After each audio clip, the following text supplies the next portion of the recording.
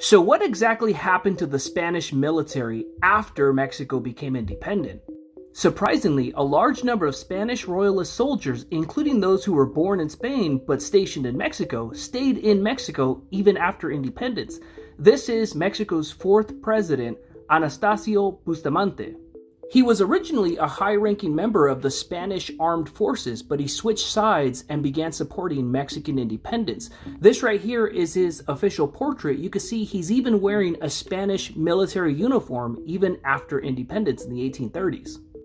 Mexico is uniquely the only country in Latin America where the Spanish army, or most of the Spanish army, switched sides and actually supported Mexican independence. This is Agustin de Iturbide. He was the commander of the Spanish armed forces, but he became the commander of the Mexican armed forces, and it was his army that liberated Mexico City in 1821. Another good example of this is the story of Lieutenant José Puig.